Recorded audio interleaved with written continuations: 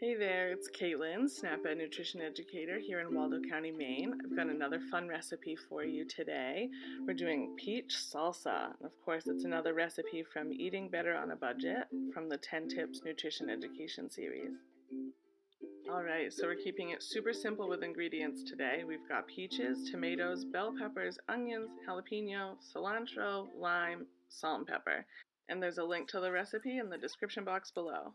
Alright, so I started by cutting my peaches. When they're really ripe, sometimes you can cut them like an avocado and twist the pit right out, but that didn't work with these ones. So I just did a nice simple chop.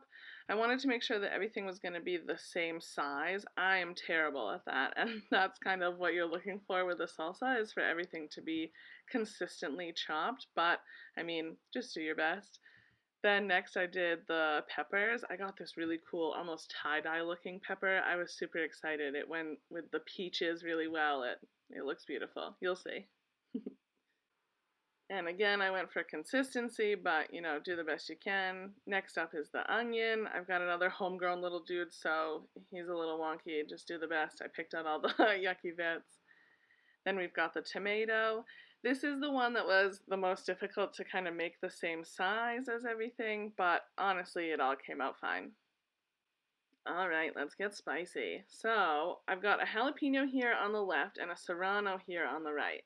They're a little bit different. The serrano's a little bit thinner, it's tighter, there's not as much air inside, it's a lot spicier. So we're going with the jalapeno. I'm just making sure to take out the ribs and the seeds. The ribs, the white part, that's actually where all the capsaicin, the spicy part is. So that's more important to take out than the seeds. And I'm going to be sharing this with my little guy, so I want to make sure I get all that out.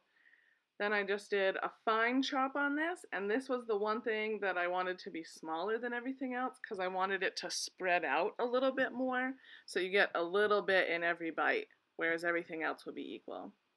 Alright, onto the lime, gotta remove that sticker. And then I'm gonna roll and push, put a little pressure on it, kind of smash and roll it into the cutting board. This loosens up all the juices, and see, it makes the whole lime kind of squishy. It pops all those little juice bags inside and makes it easier to squeeze it out. Then I just cut it in half, and look at all that juice. I eyeballed it. I think the recipe calls for a tablespoon, but I mean, you do you. And then we're going to save that other half of the lime for another recipe. Then onto the cilantro. I got a huge bunch and definitely didn't need all of it, but I like to use the stems, not just the leaves. It's a thing that they do in Thailand, where my husband is from, so maybe that's why, but I think it just adds an extra earthiness. And there we go. Hard work done.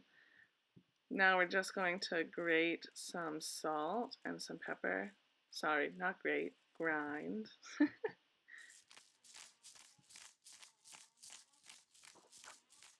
Alright, and then once that's sorted, we're gonna scramble over to the drawer, slam it too hard, shake the camera, and come back and stir it up. So yeah, just get a good stir. As you'll notice in the other videos I've posted, I'm terrible at choosing a bowl size, so maybe go with one a little bit larger than what I've selected. But just give it a good mix, make sure that that lime juice, salt, pepper, the cilantro, everything's distributed evenly. And there you go. Look at that. Homemade salsa. So keep an eye out next week for my homemade tortilla chip video, but if this isn't an ad, I don't know what is. Alright, thanks so much for watching, and as always, post your creations to social media with the hashtag Maine SNAP-Ed, and head to mainesnaped.org for more. Thanks again. Bye-bye.